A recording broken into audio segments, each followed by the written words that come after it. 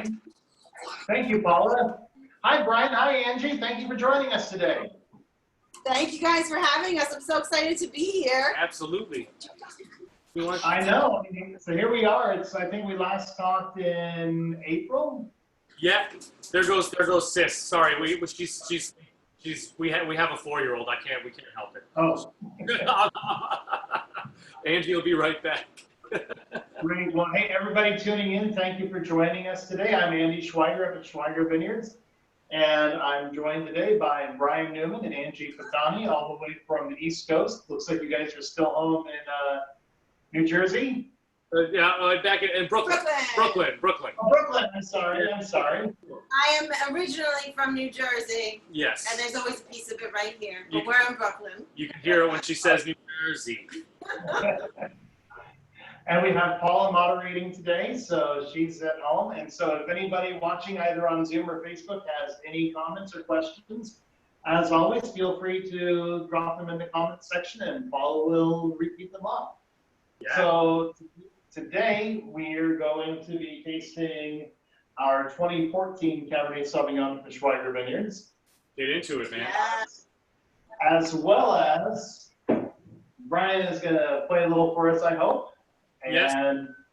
Angie has once again put together an amazing pairing, and I think this is the first time we've asked anybody to prepare a pairing, other than my daughter, for Napuro. Here, let me get a full bottle. No, I haven't started already. For Napuro, this is a brand new product from us. This is only our second release we've ever done of this. And it's a dessert wine that I make out of our Chardonnay. Usually when people think dessert wines, they think port, red wines. So kind of a fun reverse tasting. Typically you start white, go red. We're gonna start red and then go white. I just want to drink. It's cool. Well, it's evening there, 6 o'clock for you guys, so we're not going to use the Coravin today because why? It's only 2 bottles. Cheers. Well, cheers, guys. Salute, guys. Salute, Paul. And for those of you joining us from home, this is our 2014 Cabernet. So this is our current release. And Brian and Angie, I know we talked a little bit several months ago. It seems like forever. Quarantine has a way of stretching out time and making days seem like months and months like years.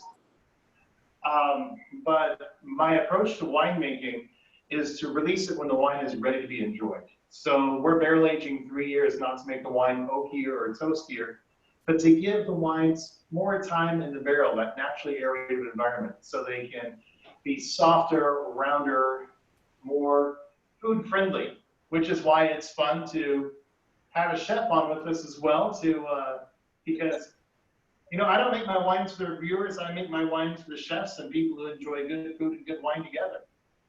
This is amazing. It's amazing. I love the legs on this.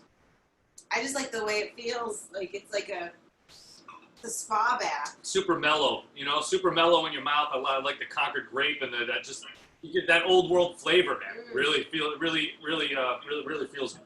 great. Tastes great. Thank you.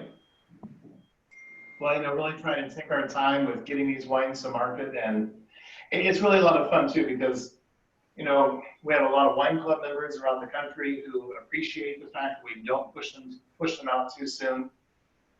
But also, restaurateurs love our wines because, we're not selling them something they've got to find space to sit on for 2 or 3 years.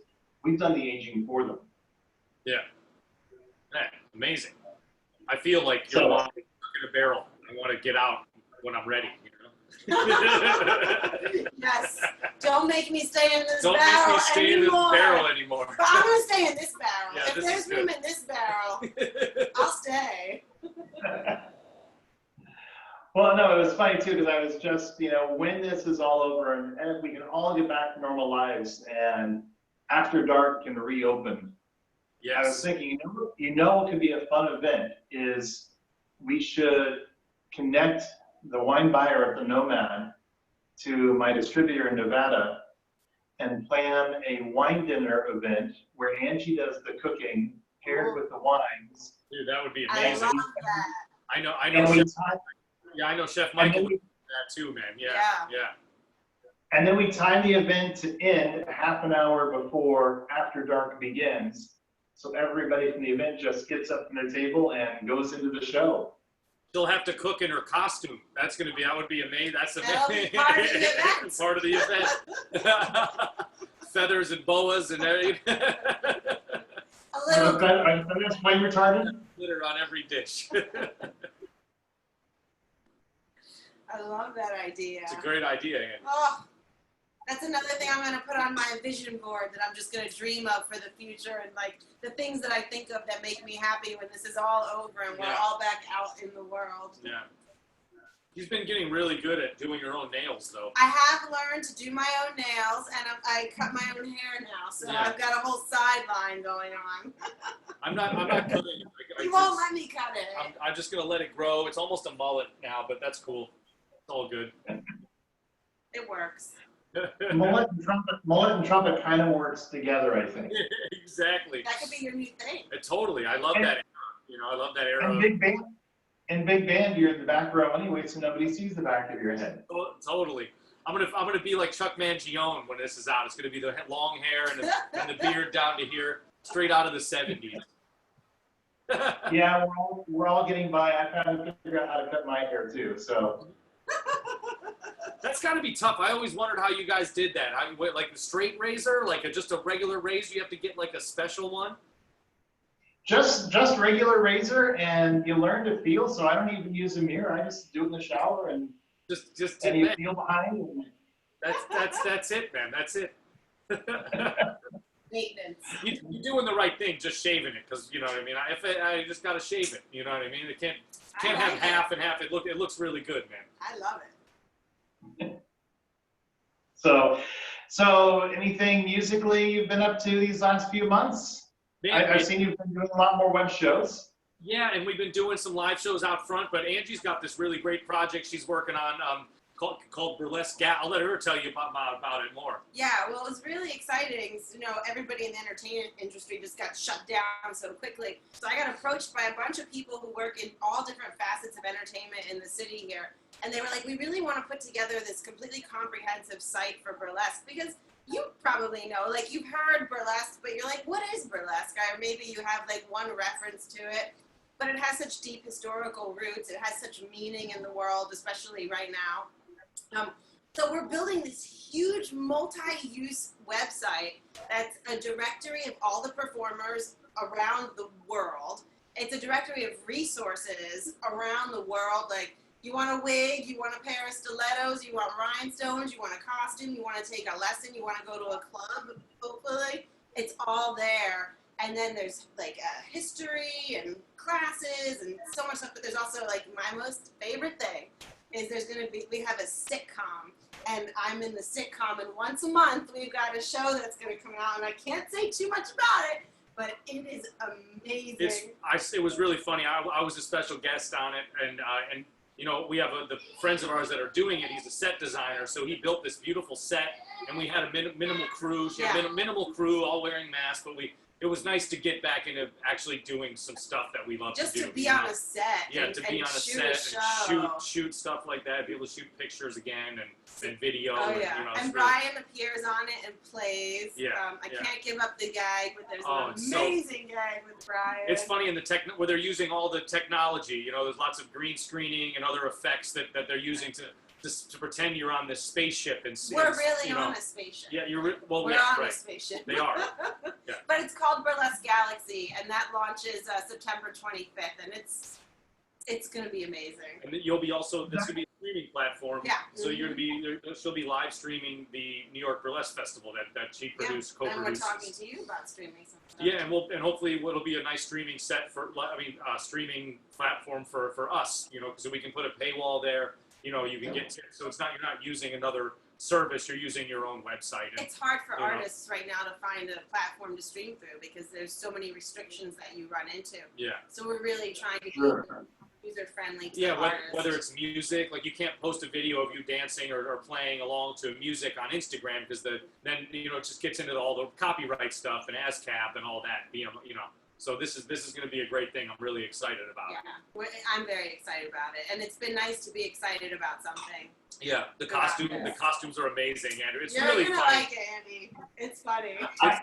I can't wait to get more, and let's when you have time, go ahead and if you have a website for it yet, put that in the comments section. Oh yeah. And I'll make sure that our marketing partners promote this as it leads up to it, just to this is all about making new friends and introducing them, your fans discovering my wines, my fans discovering Brian's music, the burlesque. The other question you said, so yeah, you're right. A lot of Americans aren't aware of burlesque. My only passing with burlesque, and you might groan at this, is I was in the pit orchestra for Gypsy. Oh yeah, of course. Yeah, great show. But the funny thing about it was a 40th reunion reproduction of Gypsy. So they brought back a lot of the original cast. Wow. So most of the dancers from the original production of Gypsy that they were doing at this theater were now in their 60s and 70s. Amazing. Wow. And they had the stage, then a runway coming out of the stage. So the pit was inside on either side of the runway. So I was there with soprano, alto sax, clarinet, flute, and the performers thought it would be very funny that while I'm playing, that they would drape the boas over me. Woodwind players don't like getting feathers in their reeds while they're trying to play. Oh man, that's funny. I know, but it's irresistible as a burlesque dancer. You have to do that. It's required, actually. I'm sorry, Alita. My dog was right under my feet. I just put my foot on. I'm sorry, sweetheart. Are you okay? She's all good. All right. Sorry about that. That's so funny. Gypsy's a great show. Yeah, for sure. And Gypsy Rose Lee was amazing. If you want to bump it with a trumpet. I mean. There you go. You gotta have a gimmick. That's one of those shows I don't think Paula has ever seen, but I keep trying to get her to see it, and Paula is shaking her head because we've developed this rule in our house. The family will not watch musicals that I was in the pit orchestra of. I can vibe with that. Is there a reason for that? What do you do? Go ahead, Paula. The reason for that is because we can't just watch the musical. It becomes more of, oh, and this happened, and then this happened, and then I just want to watch the musical. Oh my dear Lord, that's what. Listen, everybody's got one in the family. We have one of her dad. I love him to death, and we get along so great. But whenever we're watching a movie with him, it's like nonstop. Oh, yeah. Like, what happened? What? Oh, this. So talking the whole. You can't get. It's really hard to watch. It's live TV. narration. I think it's just it's a male thing sometimes. You gotta assert our knowledge out there. Oh, yeah. We know about this stuff. Yeah. And there's so many fun stories of what happens in the pit, especially with backstage pits. Yeah. I think our worst behaved one was for Annie, because after the entr'acte in the second act, there's an extended piano piece. And early on, we realized, hey, this kind of sounds like something you would hear in a smoky piano bar. So we started, myself, the bass player, and the drummer started going up, and that first time we wore old dinner jackets and started flirting with the piano player while she was trying to flirt, or trying to play. And then we did all sorts of different skits at the piano every show, because we're backstage, nobody can see us. Yeah. And where it's backstage, the cast on stage just sees the conductor, and every time they got to this part, they see the conductor busting up, trying to figure out what we're doing. The funniest one actually was the one where I had to miss the show, so I had a substitute. And so rather than bringing a substitute, the bass player put on a red wig and a Little Orphan Annie dress, and the drummer dressed up as Daddy Warbucks. They had a little sock puppet of a dog, and it was Sandy, but they crossed out the S to be Andy. Oh, that's good, Andy. You guys sound like some wild men out there. Silly fun when you're having to play a book like Annie. Yeah. Yeah, exactly. That would be so much fun. I never got to do any Broadway stuff. I always wanted to. When I moved to New York, a lot of those, it's really hard to get in those gigs. You really gotta do it for years and know people. And I never got into it, but I would always love to be able to be in those things. That you got to be a good reader, a sight reader. I haven't done that in so long that you forget how to sight read. Those guys read read fly shit. You could read fly shit on a page. Yeah. Yeah. For me, and it's different for different instrumentalists, but for me as a woodwind player, the excitement is, some people would say it's a drag. The excitement is getting your book and seeing how many instruments you have to do. And then I'm going to do this show. I need these 6 horns. And then getting to the gig on time, getting all horns warmed up, and then making sure your reeds don't dry out during the show. Yeah. The most complicated one was when I got assigned the low reed book for West Side Story. Wow. And that was bass sax, bari sax, tenor sax, alto flute, bass clarinet, and bassoon. So essentially a lot of instruments as tall, if not taller than me. Yeah. Wow. And you got stands for all those? It just probably look like a cacophony of instruments surrounding. I basically had everything was mounted on stands, and I had 3 music stands. So I would just go to the instrument, play. So I was turning pages on different stands throughout. And the most fun part about that, I won't go down this story, but my best friend was the percussionist of the show, so he was right next to me on the timpani and marimba. Ah, wow. That's so cool. That's very cool, man. It's very cool. I can't wait. I bet you can't wait to get back to doing some stuff like that, I haven't done pit work in ages, and who knows, if life ever gets simpler around the winery, I might volunteer to do it again. But yeah. You do pit work for community theater because you love playing it. Yeah. You're not going to get rich doing pit work for community theater. Yeah, but you got the time. That sounds like a lot of fun, man. Really, really does. It's really always so fun doing productions when you're in a group and everybody's working towards just the like same common goal. That camaraderie, what I mean? I think that's what I miss most about this whole situation now is just that we miss that nightlife. We miss the people and the people. It's not always about the music. It's great to have. We've been having the band come out and play here and we've been having fun doing that, but it's nowhere near the level that we were playing. I mean, the as much as we were playing before, and just being around people like that. We're humans. We're social. We're supposed to be out there. Not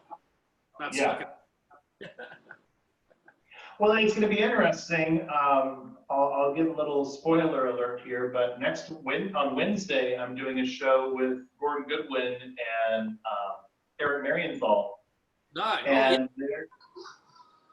they're going to be doing with Gordon's Little Fat Band. They're contracting with drive-in movie theaters. Oh, wow. So they're going to be doing big band shows at a drive-in movie theater.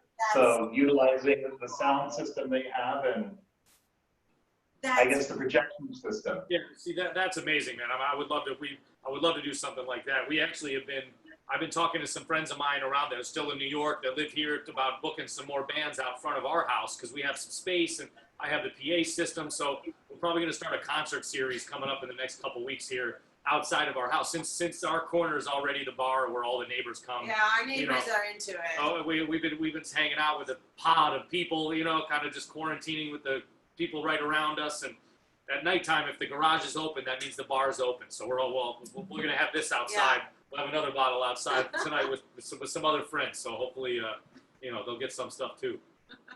After dark in the car park. Yes, mm-hmm. Yes. Exactly. Basically. No, we got to do something, man. You're losing our minds over here. You want a little bit more, baby? Okay. She's trying not to get smashed. I don't understand that. I'm kidding. I'm safe. Well, Just later. Well, we're not quite in the Peru yet, but Angie, do you want to tell us what you prepared for the Peru? This was really exciting because I'm not a maker of desserts, you know. So when you said let's do a dessert, I was like, okay, let's do it. So I got really excited about it. I pared it down to a couple of things, and then I decided to go with like bananas Foster meets tiramisu. What happens? It took me several passes to figure out what happens, but I think that I got it today. So what I did was I dipped ladyfingers into a condensed milk that I sweetened with vanilla, and then I laid that out like as you would with a tiramisu. And then I did a layer of bananas Foster, which is basically caramelized bananas. With rum, though. With rum. And she lit it on fire. That I did was light really it up. cool. I was terrified to like flambe. I was so scared, but I did it, and it's really not that scary. Yeah. So I conquered a lot of personal goals with this one. Well, and this dish is kind of like, I love bananas Foster because me and her used Yes. to, whenever we're in Vegas, we go to this one steakhouse called the Golden Steer, and they make Caesar salad at the table, and they make bananas Foster, and that's always like, you got to get those two things when you go eat there. Yeah. I mean, Sammy Davis used to eat there. That was It's such a cool place. That was the only place that he was allowed to eat. They made him come through the back door, and the owner let him eat there back in the day before it was integrated. You know, so it was. It's old school. It's old school, man. But it's What building is that in? It's what? Where is that located? It's off the strip. It's in Vegas. It's in Las Vegas, but it's right by Circus. Like it looks like it's part of a strip mall. Yeah. You know, but it's not. You walk in and it's like they have the table where Muhammad Ali sat, Elvis, John Wayne, Frank Sinatra, Sammy Dean Martin, Davis, Sammy. Yeah. Yeah. And I don't think they've remodeled since that time. Yeah. So there's all like the leather banquettes, red leather, and bullhorns and gun like rifles and John Wayne's pistols hanging on the wall. It's really cool. You have to go when you're in Vegas. Yeah. But their bananas Foster is amazing. So that was my inspiration for putting this together. No, but I did. I think I thought of the Golden Steer when I was putting it together. So I am going to, and we're going to serve it in a wine glass. wow. Nice. Hopefully. Wow. If I can get it in there without it falling apart.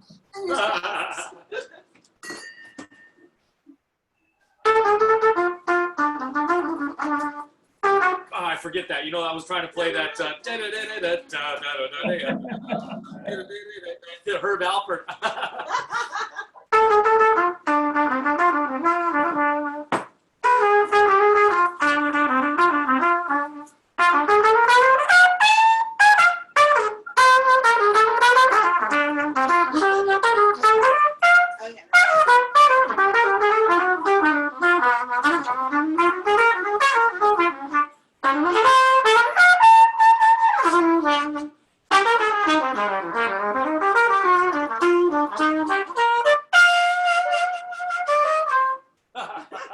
What are you doing, Angie? I whipped fresh whipped cream right before we started today, because I do feel like that's one of those things that, like, when it's absolutely fresh, you really taste that difference.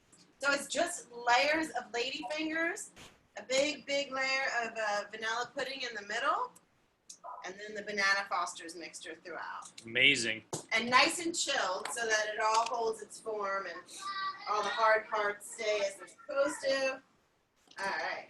I'm gonna get do you want me to get the dessert wine out, Andy? Oh, yeah. Yeah, that'd be great. Now is the time. Great. And Angie, are you going to put this up on your website so we can share it with everybody? I will put this up on my website tonight after we're done. I will pop it right up there. Cool. Well, so what Napuro is, this was, I think the fun thing about what I do is that, yeah, there's a lot of farming, there's a lot of science. You got to be passionate about what you're doing, but there's a creative side as well. And in 2015, I was shocked because small wineries like ours, the winemakers never get invited to go on trips. And suppliers will sometimes take, your coopers will take you to France to walk the forests and see where the barrels are made. Wow. I never expect to get to do that. And I had actually just come back from Cuba with the band, and my Cork sales rep called me up and said, "Hey, Andy, don't put your passport away. Do you want to go to Portugal?" So I got to go to Portugal in June of 2015 to see the cork harvest.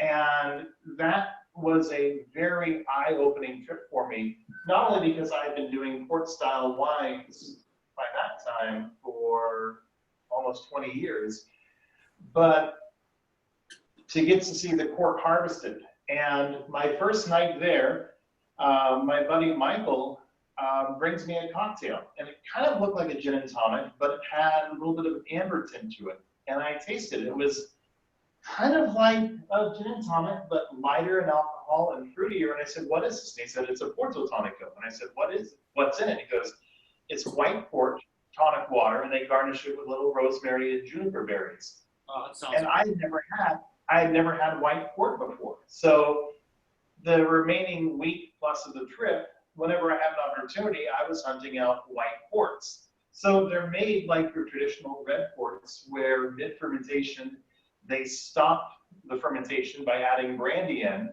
preserving the natural sweetness and aromas of mid-fermentation.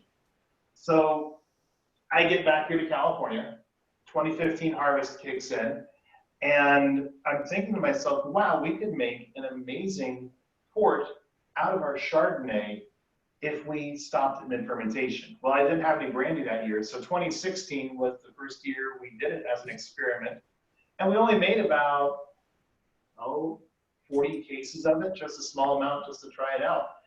And it was so much fun, we kept doing it. So, you know, it's a very different wine. It's going to be, it retains that honeysuckle, that honeycomb aroma that our Chardonnay has in fermentation, but it's sweet without being cloyingly sweet.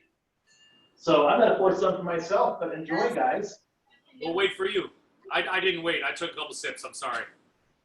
He's so excited. So excited. He has been looking at it on the counter all week, talking about how he wants to get into it. Yeah. Cheers, Andy. Cheers. Cheers. Oh, wait, I'm cheers. Wait, this one. Oh, wow. Andy, it's nice. It's not as sweet as I thought it would be. It's nice, you know? Mm-hmm. Good sweet. It's really good sweet. It's not like overpowering, like syrupy. You know what I mean? It's got that, like, it's just really clean, you know? Mm. A lot of people think when they see a white dessert wine, they think late harvests that are really, really high in sugar. Yeah. And this just doesn't have all that sugar. And, you know, a lot of people, you know, they hear sugar, they think, oh, added sugars. This is all the natural sugar from the grapevine. There's nothing added to this. Yeah. That's why it tastes so good. You can tell the difference in the flavor of the sweetness. It's pure sweetness. It's not faux. It's really beautiful. Can you guys see this beautiful Bananas Foster tiramisu with fresh That fruit? is beautiful. I call it Lady Banana. That's good, baby. Is it good? Cheers to this. Oh, it's so good. Oh, it is. Oh, man. Oh, wow. Oh, Oh. it worked. Woo! Yeah, this is really good. You guys got to make this. It is. It's like Oh, wow. It's really good. oh man, it's so good Mm-hmm. with the Sailor Jerry rum Yeah. in there. Yeah. It's like Banana Foster tiramisu. Oh, it's it's amazing. good. And when you're describing everything you're putting in there, I was thinking of that, and as I'm smelling the Pearl, you know, there's also some more subtle aromas in here. There's almost like a toasted marshmallow or graham cracker. Yeah, Andy, you know what you're talking about. and yeah, and Andy, when you drink it with it, it's the pairing is Oh my God, amazing. it's really nice. It brings out the banana and all the other flavors that are in the wine. Oh, I'm very happy. We're going to put this on the menu at the Nomad when we do our night. Yes. There we go. This is the dessert. Oh man. Mm. Yeah, babe, this is good. No, they are beautiful together. Even the dog she's under here like just Give me some. sniffing on waiting for something to drop. Wow. Yeah, nailed it, baby. Yeah, I'm happy about that. Nailed it. Oh, this is Well, exciting. the fun thing is I'm helping you be naughty tonight because you guys probably haven't had dinner yet. So this is your dessert before dinner night. We didn't have dinner. This is dinner. This is dinner. There's a whole rest of the tray is there. I know. That's amazing. I can't stop eating it. Mm-hmm. Wow. Get some to your daughter. She'll be bouncing off the walls all night. The sugar high plus the Sailor Jerry rum. She cooked the rum's cooked off, right? Yeah, Oh, okay. I cooked it off. She It won't is. eat. She's so fickle. She won't eat. First of all, I never met a kid that doesn't eat French fries. She doesn't like French fries. But she'll eat shrimp. I'll make her shrimp scampi like in butter and garlic, and she will eat 10 of them, but won't eat French fries. She eats chicken nuggets and shrimp Pizza. and pizza. I don't know what else. And macaroni and cheese. Every once in a while she'll eat the macaroni and cheese, but sometimes she doesn't want that. And Dad makes she said, Dad, I want your world famous grilled cheese. I told her that it was world famous, so she would eat it. Now it's just all the time. That's what it's titled. That's what it's titled. And she tells people, my dad's grilled cheese is world famous. It's just butter and bread and cheese. You do make it. I do make a good grilled cheese. That's it. Ooh. And you know what? And kids will never grow out of that. Our daughter hates zucchini. And you know, this time of year when you're gardening, you've got zucchini coming Everywhere. out of the ground on a daily basis. Every night. And she doesn't like it because of the texture, yet she loves everything sushi. So she has no problem with raw eel. I'm like, raw eel, zucchini? That's like the same thing. kinder than zucchini. That's so funny. Oh, we eat zucchini every night. She grows it in the garden in the backyard, and it's just beautiful. I love, you put olive oil and garlic, I quarter it Quarter into it? like fingers. like long like And I'll do olive oil and garlic and salt and pepper, or I'll do just different, I did like a lemon pepper on it. I just throw it on the grill every night, and it's so good. It's so good. I love it. This is the high garden season. High- It's so exciting to be able to go outside and make dinner from your yard. I love it. Yeah, and also we were in Jersey at the beach, and you know, Jersey tomatoes are to us are like probably what the grapes are to you. Like they're so And it's the like corn. yeah, and the corn and the tomatoes is like New Jersey makes the best corn and the best tomatoes. So we always get a lot of that, and she cooks the heck out of it. Oh, I love it. It's all my favorite time of year to cook. Yeah. And you can just play with them all. all the fresh vegetables. Yeah. It's just amazing.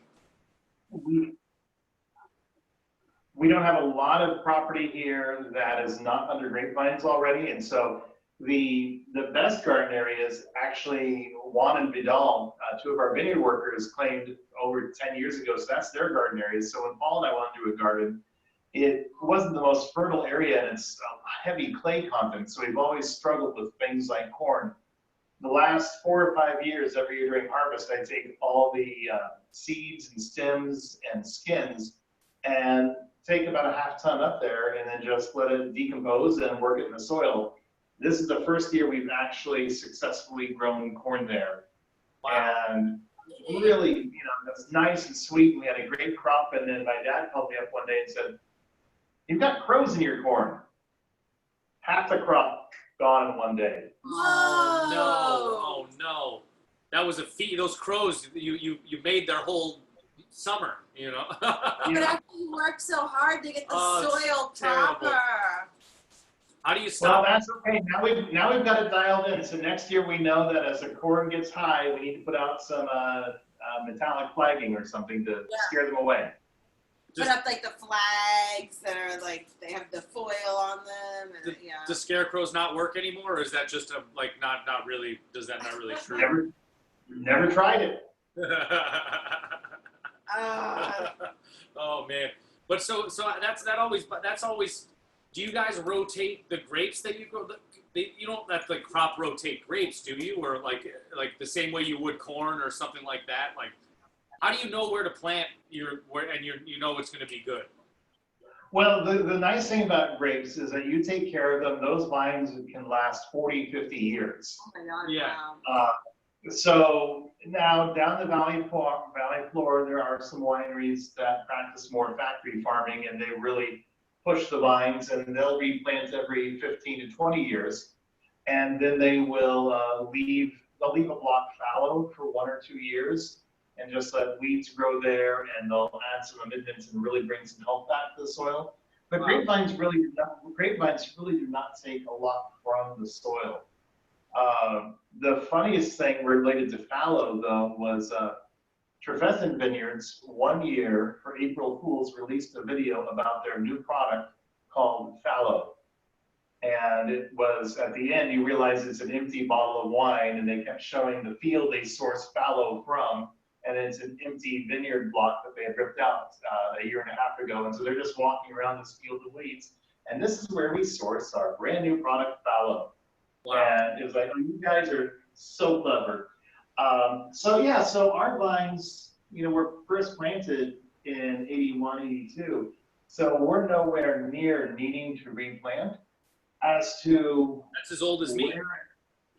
What's that? I was born in 81. That's crazy. Yeah, so we're not going to replant you yet either.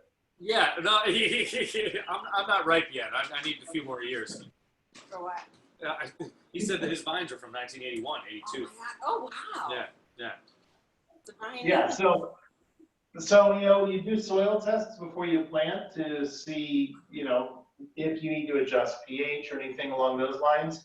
But once you're established, it's more about maintaining the vines out there and making sure they're in good health. And as long as you practice good, clean viticulture, you're not going to have any disease stress, and there's no need to take anything out. Hello. Say hi. Say hi.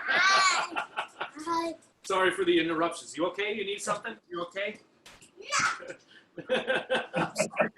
Sorry. No, it's all good. She wants her to Well, heat hey, up. She wants to.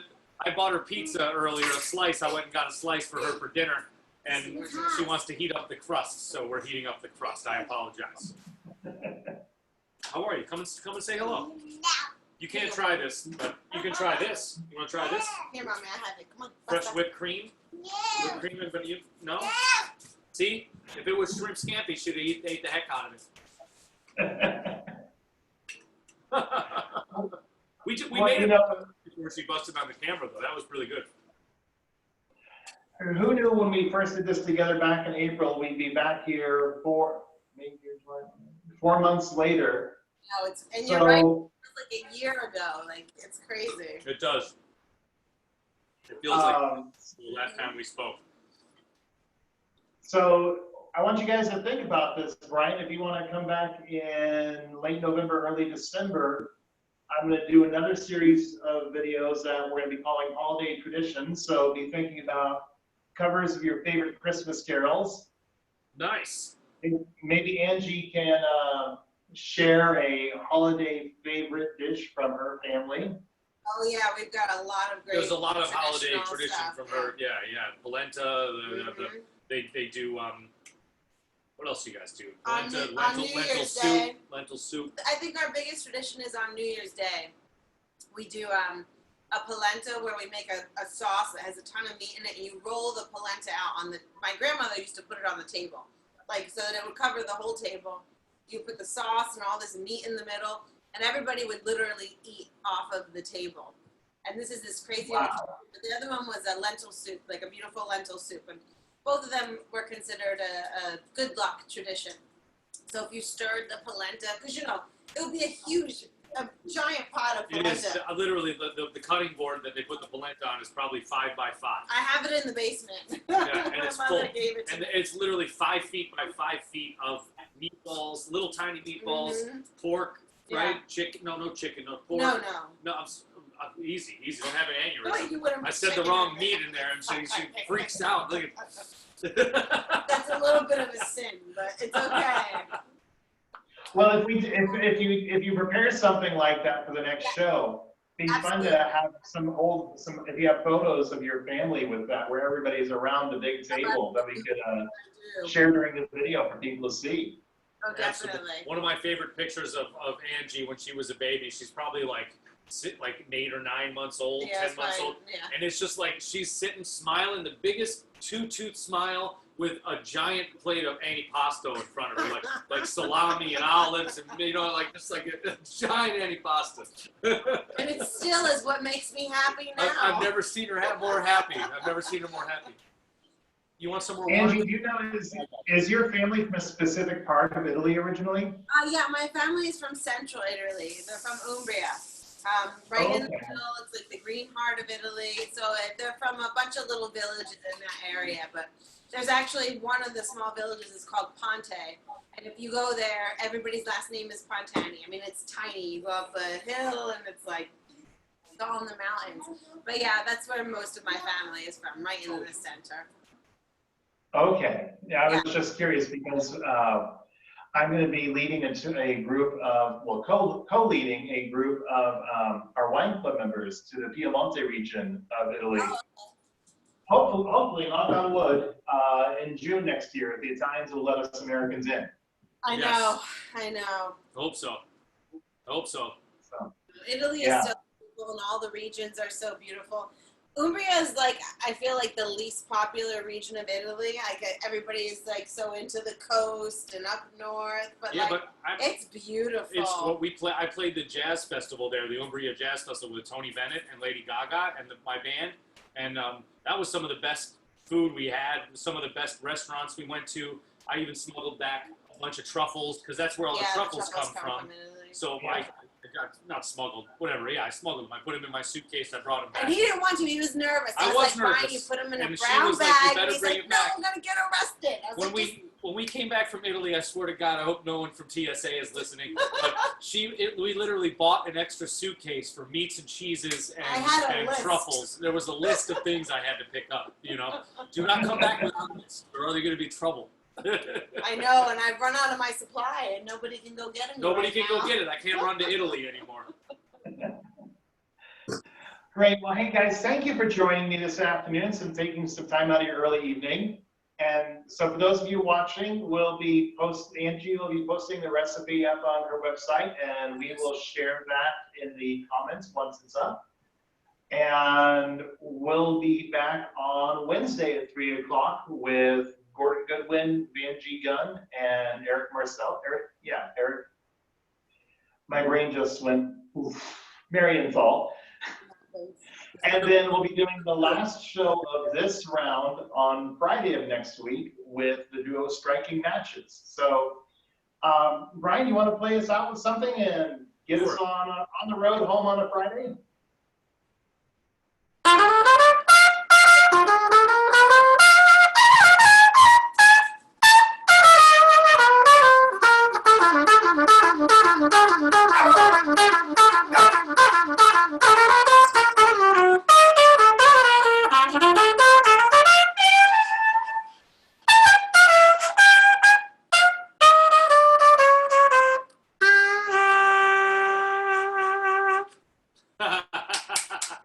Thank you, Brian.